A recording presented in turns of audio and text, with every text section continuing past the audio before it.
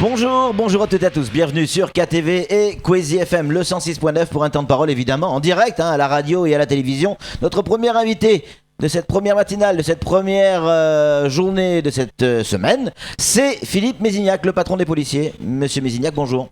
Bonjour monsieur, bonjour messieurs, merci de m'avoir invité. Mais merci d'être avec nous. Juste avant de rentrer dans le vif du sujet, ce qui nous intéresse par rapport au commissariat, deux mots sur la demande des grands caddies avec ce besoin de renforcer la surveillance au niveau des mosquées, ce qui s'est passé en Isère, ce qui s'est passé à Sousse en Tunisie ce week-end. Est-ce que ça veut dire aussi qu'à Mayotte, on va renforcer la vigilance ?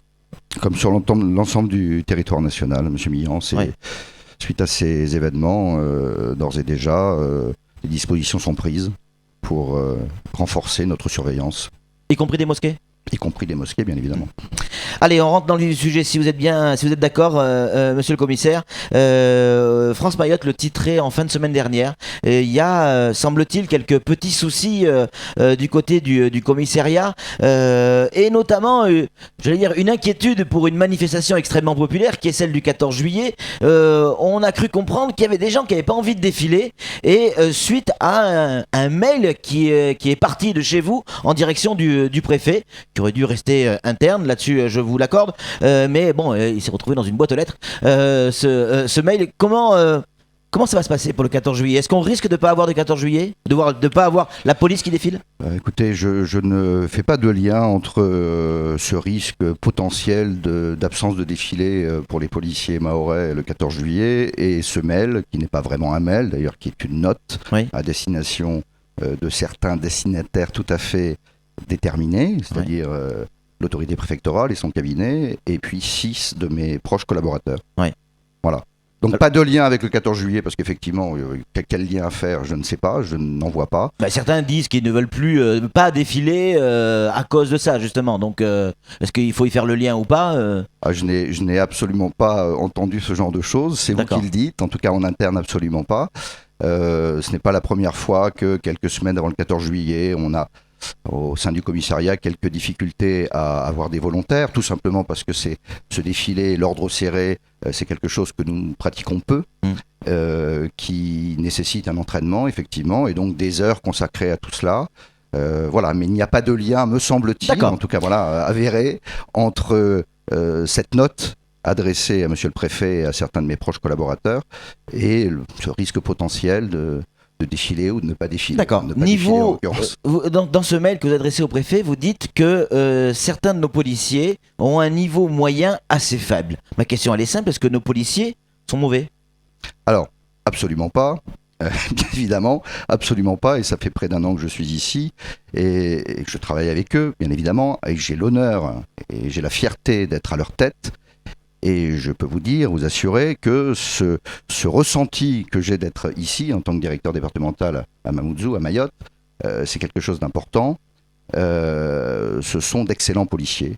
Ce sont d'excellents policiers qu'il faut former comme partout pour réussir à faire en sorte que nos missions soient réalisées de la manière la plus optimale. Et nous devons rendre ce service public en assurant la sécurité, la défense des personnes et des biens de façon alors pourquoi vous dites qu'ils sont assez faibles ? Efficace, vous dites qu'ils sont bons et vous écrivez au préfet qu'ils sont assez faibles. Une petite chose quand même, monsieur Millan, si vous permettez. Bien sûr. Ce mail n'est pas vraiment un mail, même si le mode de diffusion, effectivement, c'est la messagerie électronique, c'est une note de quelques pages qui décrit nos difficultés, qui décrit la délinquance, qui fait un point sur les chiffres et qui décrit nos difficultés, qui ne met pas en avant tout ce qui est réussi au commissariat. Il y a plein de choses avec l'ensemble des 217 fonctionnaires du commissariat. Il y a énormément de choses qui fonctionnent. Donc, c'est une note, bien sûr. Notre objectif, c'est d'améliorer les choses. Donc, dans cette note, je décris les difficultés. Et parmi les multiples difficultés, il y a celle-ci. Cette difficulté, c'est la formation continue. Et nous avons affaire à certains fonctionnaires qui n'ont pas eu de formation initiale, qui ont été formés depuis leur affectation et leur intégration, bien évidemment, mais qui doivent continuer de se former. Mais comme dans tous les services. C'est ça, là de on police. parle de ces policiers qui travaillaient avant au Conseil Général et qui ont été intégrés dans la police nationale sans pour autant avoir de formation cette initiale. formation que d'autres policiers peuvent avoir. Tout à fait. Formation, et c'est la raison. L'école de police, je crois. Voilà, c'est ça, une formation d'1 an pour les gardiens de la paix, Ouais. voilà, avec des stages et une formation continue approfondie. Et c'est ces gens-là qui ont un niveau assez faible. Alors écoutez, je parle d'un niveau moyen, je ne décris personne. Vous avez des fonctionnaires mahorais intégrés qui ont un excellent niveau, notamment en rédaction par exemple. Ouais. C'est un niveau moyen, je ne vise personne et je ne vise aucun grade et aucune personne en particulier. Je fais le constat de difficultés. Et dans ces difficultés, il y a avec certains un niveau d'écrit en français qui est moyen, pas très bon, voilà. Et par contre, ceux-là même ont souvent une présence sur la voie publique, une activité voie publique, un sens policier extrêmement développé. Donc on est sur une note, excusez-moi, quelque peu technocratique, une note d'un chef de service qui fait un constat avec objectivité sur notre niveau d'efficacité et qui propose, pas dans cette note bien évidemment, mais qui a proposé, on a déjà mis en œuvre, des solutions pour avancer, avec tous les policiers du commissariat, qui, comme partout si vous voulez, ont des qualités et des défauts. N'importe quel fonctionnaire a des qualités et des défauts.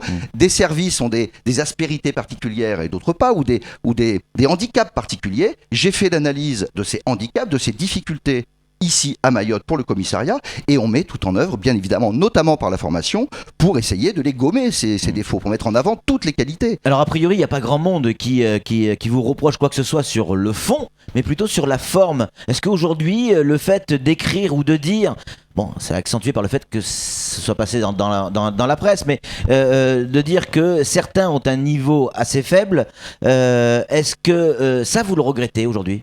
Si vous deviez refaire cette note, est-ce que vous la referiez de la même manière ? Écoutez, je n'ai pas le sentiment d'avoir écrit, dans la mesure où cette note était une note technique, des choses pour froisser quiconque. Bien évidemment, si je m'étais adressé aux fonctionnaires en question, ce que je fais au quotidien, puisqu'on travaille ensemble, le contenu de cette note, tous mes proches collaborateurs le connaissaient bien avant sa diffusion. Ce contenu-là, ce sont des analyses, des constats que nous faisons ensemble avec mes proches collaborateurs. Ouais. Il est clair, si vous voulez, que de toute façon, parmi ces proches collaborateurs, parmi les destinataires de cette note, l'un d'entre eux n'a pas respecté son obligation de réserve. C'est une évidence. Voilà. Bon, après, on va continuer à avancer, on continuera à avancer pour améliorer le niveau de performance des fonctionnaires du commissariat, pour que le service rendu à la population soit optimisé. C'est l'objectif. Samuel Bocher, le rédacteur en chef de France Mayotte Matin, a une question à vous poser, monsieur Mézignac. On ne pourra pas vous accuser dans cette note d'avoir joué la langue de bois quant aux difficultés en externe du commissariat, la délinquance en règle générale. Vous dites les choses, vous dites aussi que vous manquez de moyens. Vous le dites véritablement à la plus haute autorité à Mayotte.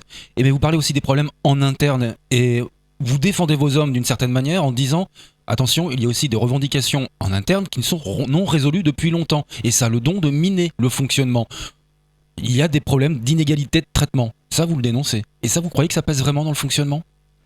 Je pense que ça joue effectivement, quels que soient les policiers dont on parle, il y a effectivement une mise à niveau, si vous voulez, pour faire en sorte que les policiers à Mayotte soient traités comme les autres policiers. Voilà, tout simplement, il y a une petite différence parce que c'est une direction départementale qui n'était pas départementale il y a quelques temps, qui devient départementale, et nous devons avancer pour la mettre à niveau à tout point de vue. Par le passé, j'ai connu un service en Touraine où on demandait à des fonctionnaires qui n'avaient jamais fait ça, c'était la grande époque de la police de proximité en 1997, de se mettre au niveau et de faire du judiciaire, de traiter les instructions de parquet. Et effectivement, nous avions affaire à des fonctionnaires qui n'étaient pas formés, puisque leur métier, c'était la voie publique, c'était l'interpellation, et ce n'était pas la rédaction de procès-verbaux. Il a fallu faire beaucoup de formations. J'ai dû leur dire, on ne s'est pas retrouvé dans la presse, parce que ça ne s'est pas retrouvé dans la presse. Je ne chercherai pas à aller plus loin là-dessus, mais j'ai dû leur dire, j'ai dû faire en sorte que ce niveau de qualité rédactionnelle, administrative et judiciaire soit rehaussé par du travail, par de la formation, et c'est ce qu'on essaie de faire. Et c'est ce que je dis. Il faut que nous soyons beaucoup plus performants, il faut former les policiers et continuer de former les policiers. Nous avons, entre 2013 et 2014, avec le Centre régional de formation, triplé les actions et les heures consacrées à la formation.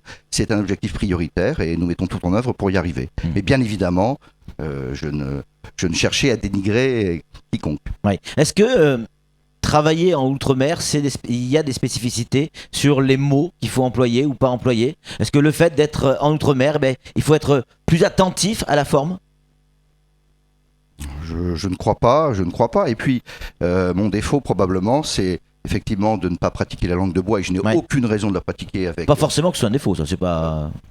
En tout cas avec monsieur le préfet, puisque je suis un de ses collaborateurs proches dans cette matière, et je n'ai aucune raison de traverser la vérité. C'est une note qui était adressée, encore une fois, qui n'aurait jamais dû vous arriver. Voilà, nous continuons, je me suis expliqué, je rencontre les personnels, j'en ai rencontré certains, je continue de les rencontrer pour expliquer tout simplement ce que j'ai écrit dans cette note. Je regrette que ça ait pu froisser des gens, mais ce n'est pas du tout l'objectif. Et encore une fois, je reste fier, mais vraiment fier, de commander ces policiers à Mayotte, ces 217 fonctionnaires qui, tous les jours, avec beaucoup de courage, avec beaucoup de dévouement, font un métier difficile, vous le savez bien, dans des conditions compliquées. Je suis avec eux, je reste avec eux, je suis fier d'être à leur tête, et je veux qu'avec eux, nous allions beaucoup plus loin, et nous réussissions. Et ça en prend le chemin, j'espère. En tout cas, les premières analyses que je peux faire aussi des réformes mises en œuvre montrent que le niveau de réactivité, le niveau d'efficacité augmente. 44 pafistes, 16 gendarmes qui arrivent également en renfort. Rien pour le commissariat. Vous n'en aviez pas besoin ? Si vous voulez, nous avons toujours besoin de monde. Mais avant tout, avant de penser à recruter, il faut s'organiser. Et il faut s'organiser de la meilleure façon. Nous avions besoin de nous réorganiser. De toute façon, nous n'avons pas le choix. À effectif constant, il fallait se réorganiser. Voilà l'objectif. Ensuite, les 44 pafistes et les 16 gendarmes dont vous parlez, ils sont là pour traiter, renforcer la thématique de la sécurité. Donc évidemment que nous, d'une manière indirecte, nous en bénéficierons. Sur la sécurité publique en général, leur action, leur présence est bénéfique à tous. Flo, une réaction? Oui, dans les difficultés que vous rencontrez, est-ce qu'il y en a une, le turnover des fonctionnaires qui viennent de métropole, qui restent 2 ans ou 3 ans, est-ce que c'est un handicap ou pas? Oui, clairement, je l'ai décrit dans la liste des difficultés. Le turnover est un handicap puisque il y a des particularités locales. Il faut du temps pour arriver de métropole et donner son maximum. Il faut s'habituer à la vie à Mayotte. Il faudrait rester combien de temps à Mayotte pour que ce soit efficace? Un policier qui arrive de métropole, selon vous, votre sentiment du terrain, il faudrait qu'il reste combien de temps? Je pense qu'à partir de 3 ans, on a commencé à faire le tour de la question. Il faut une bonne année, me semble-t-il, pour être performant. Voilà. Alors les nouveaux textes dont on parle sur le statut des policiers qui arriveront prochainement parlent effectivement de 3 à 4 ans, voire un peu plus de délai de séjour ici. Samuel. Dans les difficultés en interne aussi, vous décriviez un problème de mobilité, des gendarmes mobiles, d'intervention et de soutien quand vous en aviez besoin sur le terrain. Est-ce que les choses ont changé? Par exemple, jeudi dernier, il y a un fou furieux qui a voulu cambrioler une boulangerie, qui s'en est pris au propriétaire, et là, il y a le PSIG et les forces de police qui sont intervenus. Il y a du changement là-dessus? Comme très souvent, si vous voulez, c'est le lieu de commission de l'infraction qui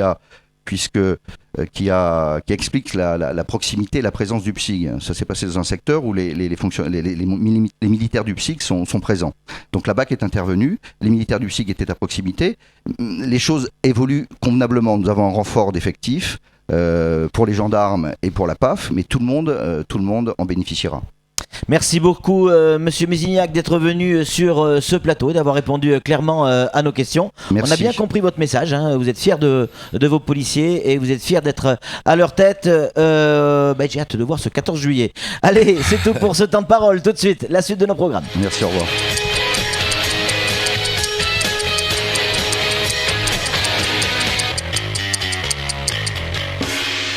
Et comme